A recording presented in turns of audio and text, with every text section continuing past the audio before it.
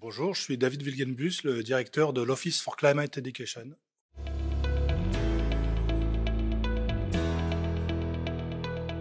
L'éco-anxiété est effectivement un problème préoccupant aujourd'hui, en particulier quand on s'intéresse à l'éducation. Comment éduquer les jeunes sans contribuer à créer de l'éco-anxiété? Fort heureusement, il y a plein de façons de faire pour limiter autant que possible ce sentiment. La première chose qui est notre ADN à l'OCE, c'est de nous baser sur la science et sur les rapports du GIEC. Et en fait, quand on lit les rapports du GIEC, il n'y a rien d'écrit sur tout va s'effondrer, c'est la catastrophe, l'horloge de l'apocalypse et que sais-je. Le GIEC parle de faits qui sont préoccupants, avec des scénarios possibles qui ne sont pas écrits à l'avance, et il y a de la place pour l'action, et on peut tous agir à notre manière.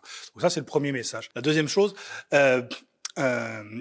enseigner le changement climatique, ça ne peut pas se faire que à travers le discours. Ça peut se faire aussi à travers l'activité. Mettre les élèves en action, par exemple à l'intérieur de projets qu'on va développer dans la classe, dans l'école, dans la communauté, c'est aussi une façon de faire prendre conscience à ces jeunes que l'avenir n'est pas écrit et qu'il y a de la place pour penser des actions d'atténuation, d'adaptation et qu'on peut tous agir à notre échelle. Et enfin, je dirais, il y a un troisième aspect qui est que cette éducation au changement climatique, elle doit être interdisciplinaire. Elle ne doit pas faire intervenir que les sciences. Elle doit aussi faire intervenir les disciplines sciences humaines et sociales, les disciplines linguistiques et même artistiques. Aujourd'hui, il y a un enjeu particulier qui est de créer des récits.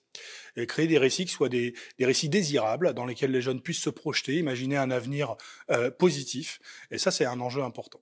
Et donc tout ceci, ça se traduit de façon très concrète. Nous, à l'OCE, on produit des outils pédagogiques sur le changement climatique qui font attention à ces aspects émotionnels. On a des séquences qui traitent de ces questions-là. On a des outils pour les enseignants, on a des outils pour les formateurs, plein d'animations pour les élèves avec des capsules vidéo, du dessin d'animation, des choses qui permettent de dédramatiser. Donc je vous incite à aller voir ça sur le site oce.global.